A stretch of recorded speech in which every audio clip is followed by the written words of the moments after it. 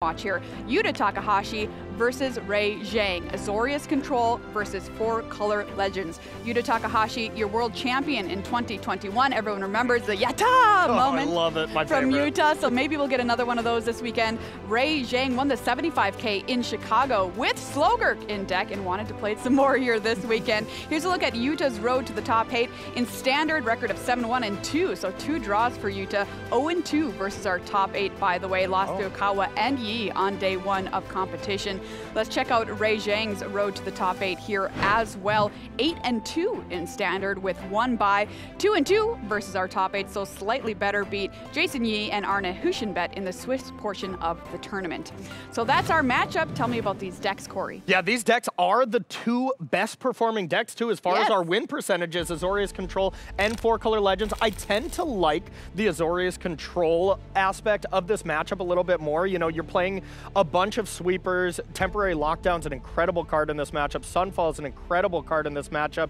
If you're playing against a deck that's just playing a creature every turn, even if it does have a combo finish, these sweepers, of course, are going to be very strong. But looking at the 4-Color Legends deck, it has a little bit more play to it than just being a bunch of creatures to the battlefield. You do have that Vile Smasher, Gleeful Grandier, as well as Relic of Legends, Rona, and 2 Honest Rustings. The combination of those cards can loop together for just infinite drains to Yuta if you can assemble that kind of combination. So while this is a creature deck, it's got a ton of extra reach. You're going to see those go for the throats and cut downs. These are kind of going to be your key cards when it comes to the matchup because, well, if Rei's drawing a lot of those, that's very, very bad for them. You want to make sure those are going to be sided out afterwards and, yeah, not going to be great against Yuta's basically no creature deck. All right, which one of these decks do you like in this matchup? I like Yuta. I like Blue-White Control quite a bit. You know, Riley made me say this backstage, so, you know. Yeah, for sure. He bribed you. All right. Yeah, I love Control, though, in this matchup. It's very strong. All right, 3 more quarterfinals coming up right now. I'm going to pass it on over to Riley and Cedric. Let's see if you guys will be in the booth for another 2 hours. Everyone's coming crawling out of the woodwork now, Azorius Control. So, I like the deck before. Well, I did like the deck before it was cool. Let me tell you that, Cedric. You were always a fan. And it's on tape. Yep, it's true. Last Pro Tour. No arguments to be had here. Last Pro Tour, I said it was going to win. It didn't. But maybe this time. See, never wrong, just early. Yeah, that's it. That's me. That's the story. That's the Riley. I'm going to put that on my gravestone. All right, my friends, we're going to get stuck in with our next match here, and we're going to be jumping in a little later on. I think we're kicking things off here in game number 4 because, well, otherwise we'd be here until next week. And as cool as that would be, Cedric, I got places to be. I got people to see. I know you do. We're going to kick things off in game number 4 between Yuta Takahashi and Rei Zhang here. Rei on the 4-Color Legends list that was also a huge amount of fun to watch and to play.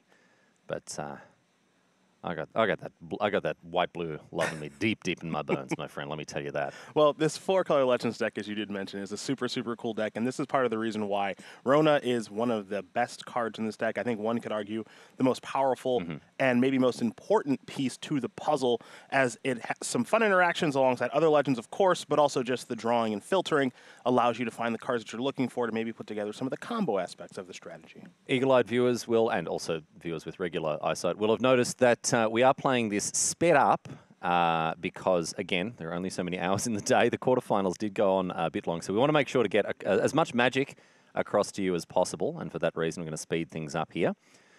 All right, opening the account with the Rona, and already we're seeing plenty of cards flying around for the 4-Color Legends list here on the side of Yuta. That March is going to keep the battlefield nice and empty, and that's what a white-blue control deck wants, right? Nice, empty battlefield. This is exactly what it needs to look like a high percentage of the time here for Yuta, which is just keep Rei's battlefield very, very clean. March took care of the Rona. You saw a little Takanuma channel there, pick up a copy of Hinty, and if you're Rei, the goal here, of course, is to keep the battlefield full, or at least steady threats, because if you deploy too many, then you end up getting wiped out by a Sunfall, so you'd like to balance your threats and kind of figure out the best pacing in order to force Yuta to respond in kind. Not always an easy thing to do, and in fact, one of the delicate balances that you've got to try to strike when beating a control deck is having enough threats on the board to keep them worried, but not so much that you get blown out by a single sweeper.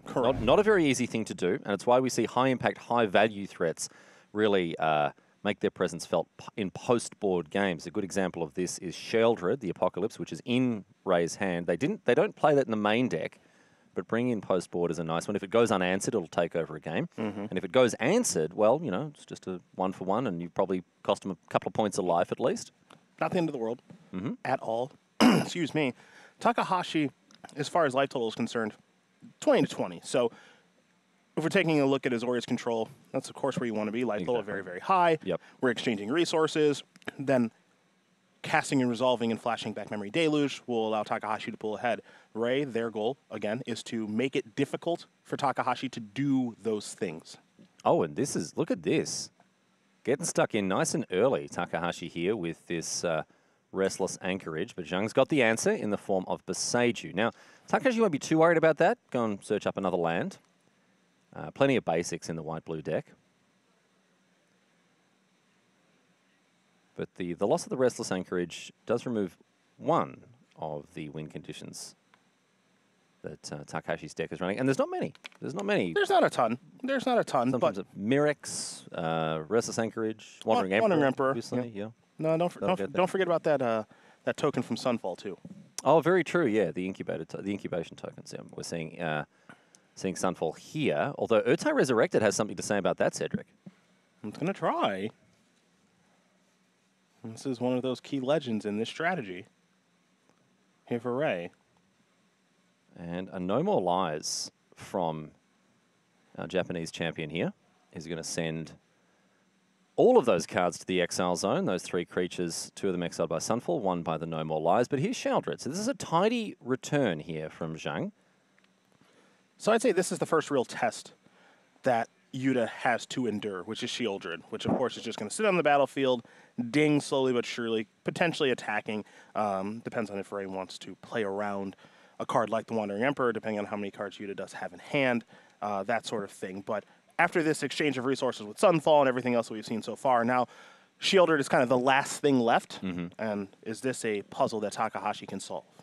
I think he's pretty heavily motivated to try to deal with it now before the Plaza of Heroes is online to protect the Sheldred. But Takahashi doesn't find an answer, or at least doesn't want to deploy it.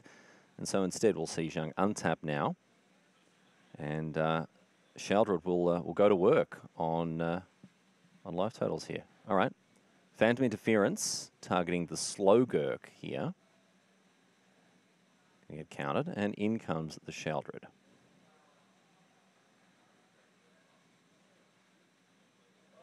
Flip the egg, make an omelet, and here's the Wandering Emperor.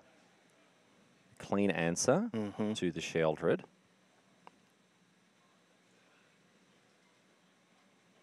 And we're going to see Plaza of Heroes activated there.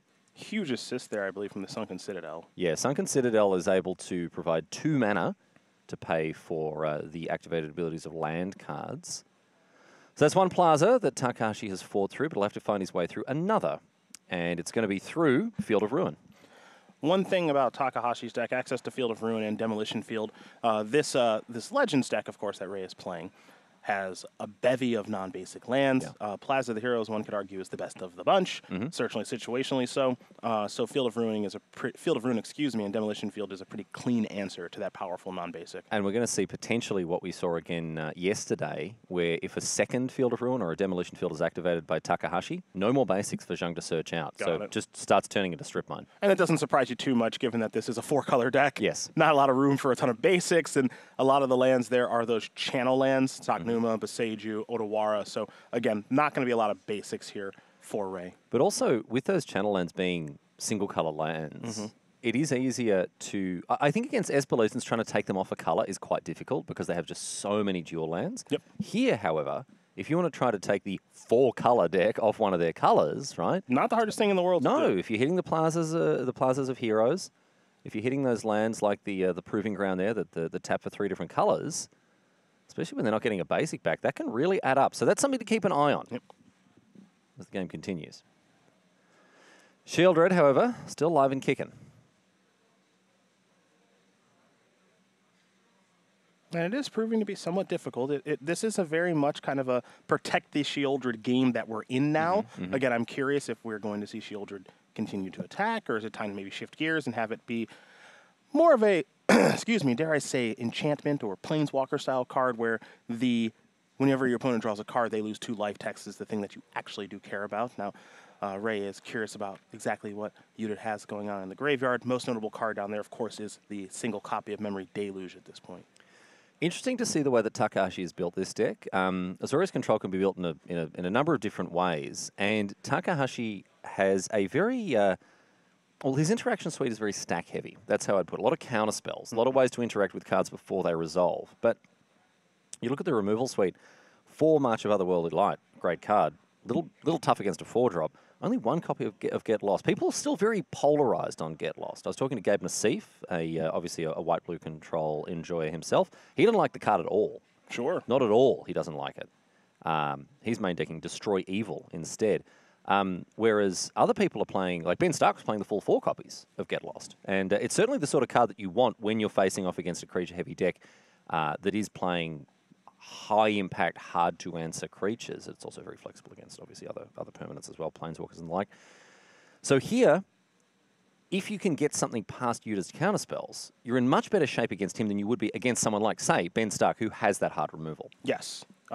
Ben's deck sounds a lot more reactive via removal spells, yes, as opposed to Yuta, who is taking advantage of a lot of counter magic, like Phantom Interference as an example. Not everyone playing that this weekend.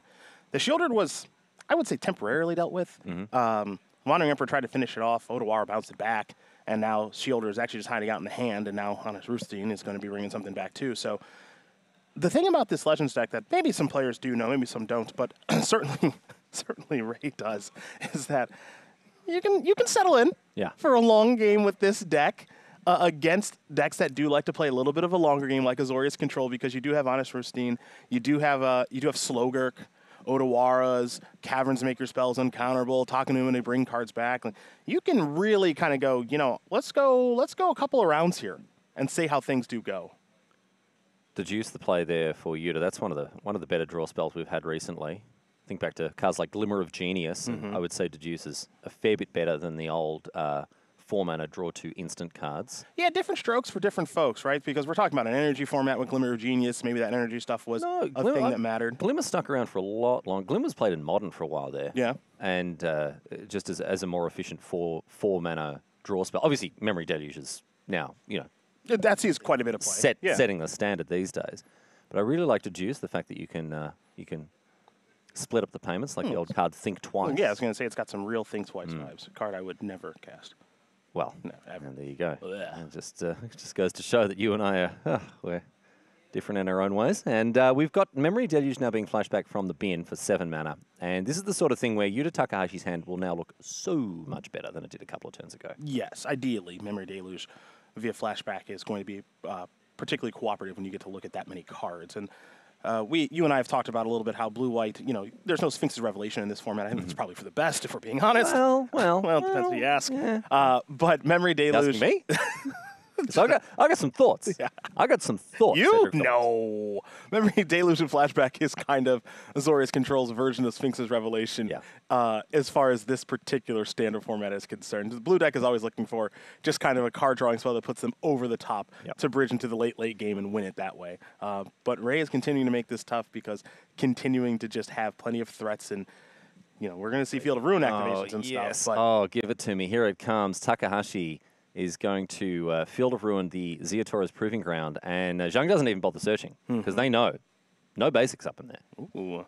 This has been my favorite card of the weekend, if I'm being honest. Tishana's Tidebinder. Oh, really? Yeah? Out of the board? Just in general. It is coming out of the sideboard here for Yuta, but it has actually been my favorite card of the weekend from Esper and from Azorius and just being cast in general because it's so flexible.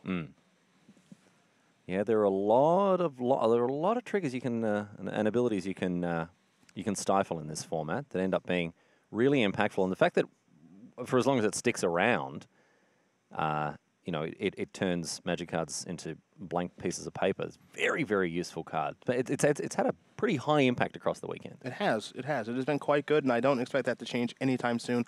When a card has that much text and is that impactful, you just know it's going to show up quite a bit. Even if players know that it is around, it is still a card that does see a lot of play because it's just too good for it not to. All right, we're getting gurked once again. The Overslime comes down. There's another Deduce here from Takahashi, who untaps He's got 8 mana available. He'll be hoping to continue to play lands out here as he does. Yeah, this is kind of an interesting game, an interesting matchup. You see right now Yuta's up 2-1 over Rei, and I imagine these games have taken, these first 3, of course, which you didn't watch, we're jumping in game number 4, have taken a little while, and because you can kind of see exactly when Slogurk works itself into the equation as well, which is, okay, so that's like a ton of Takanumas, which means more threats, and then the threats are a little bit cheaper because of Honest Roosteen, and all the threats are actually pretty good from the Legends deck, especially after sideboard. So these games, there's just a ton of back and forth, Riley. I still like Takahashi here, and that's not just the personal bias for this deck. I think that in this position, he's got a nice full hand. Look at that, 6 cards, 5 cards still in hand, bunch of mana, and just sort of has a decent handle on the battlefield here as well. Well, what makes this matchup fun between these two players, not just the archetypes that are being played out in front of us, but they're both masters of the archetypes. Rei, of course, doing incredibly well with Slogurk decks over the past handful of months, including that 75K tournament at MagicCon Chicago. And then Yuta is someone who always loves a control strategy and has played Azorius control over his illustrious career to top success. So to see these two players play what I would consider are kind of their decks for this format, and not just, this is the best thing I found, so I have to play it, it's just going to be a really healthy and fun back and forth. I'd say Takahashi has probably cast more spells lifetime in his opponent's turns than he has in his own. I don't think I can disagree with that. Yeah, that's including limited as well. No, I understand. I reckon it still outweighs it. All right, so Otawara here for Takahashi. He's down to 7, so life total a little precarious. Yeah, the life total being a resource. Shielder did a lot of the work there. Now, Slogurk and Honest Roosteen isn't the best of attackers anyway, but Takahashi is going to try to just keep that life total as high as possible. Again, we're not really talking about a deck here in 4-Color Legends that has anything resembling a Lightning Bolt style card to really be scared of. So life total here for Takahashi can be used as a resource and can probably go as low as, I'm going to say 3, because you don't really want to go down to 2 and then a Shielder shows up and finishes things off. So I think 3 is kind of the sweet spot where Takahashi's go, that's as low as I'm probably comfortable going if I have the agency to pick a number. Yeah. So I think we saw another Tishana's Tidebinder there. Yeah, we're getting quite a few responses in response to there it is. Yeah, and there's the Tidebinder. I think there was a brief rewind there from the judges who've now brought us back to basically exactly the same position. A Tidebinder targeting the Slogurk ability, which means that Slogurk is now just a 3/3 with 2 counters on it, nothing else.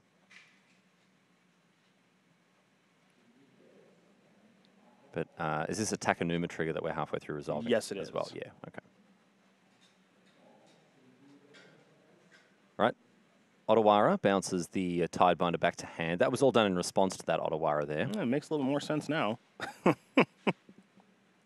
When you're setting up a Sunfall, as Takahashi was. Yep. You'd like to keep that Tidebinder if you can. Otawara, very, very, very powerful channel land. I was going to say the best of the bunch, but it's actually kind of contextual and format dependent. Some formats, Besager's better. Takanuma's good in basically all of them. But Otawara, the ability for you to bounce your own stuff, which you wouldn't expect to see on that card, that's a purposeful printing on that card, and it is very impactful for those who do elect to channel it. All right, incubated token there with 4 counters on it because of the 4 creatures that were exiled. And now here's Shieldred once again. Just the 1 copy of Shieldred in the 75. So it's been brought back for another tilt here. But no, heads to the graveyard straight away, 3 steps ahead. A Phyrexian token comes in from the Mirex. Toxic 1, can't block. And you can see now Takahashi starting to change gears a little bit here, Cedric. It's time to maybe do the shift, which, again, for the Azorius control deck in this format, the shifting from defense over to offense, it takes a little while to get there. It does. It's not fast at doing this, but Takahashi has done a really, really nice job of controlling Rei over the course of the game. Again, Takahashi using his life total as a resource at 9 right now, and now, you know, you've got the Restless Anchorage coming in, you got the Incubator token coming in, the little Mirix Phyrexian Might Bozo coming in, little regular damage, little toxic damage. Yeah, one poison counter. Yeah. One poison counter picked up by Zhang here.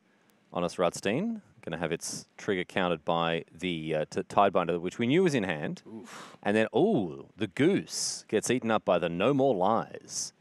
So now you can see Takahashi really starting to turn the corner, right? He lets the 3-2 resolve, casts the 3-2 of his own, and that Anchorage wasn't even returned to the land pile. No, it stayed with all the creatures, which is a clear indication of intent. Yeah. And now Iganjo removes the Honest Rutstein. Takahashi edging very closer, ever closer here to the semi-finals as he reveals on top 3 steps ahead. I described that as being his current position in this game, Cedric. Who would I be one to argue? Rei. Might be more than 3, truth be told. Whole lot of nothing going on their side of the battlefield. Sadly for them, 12 life is not going to stick around for very long.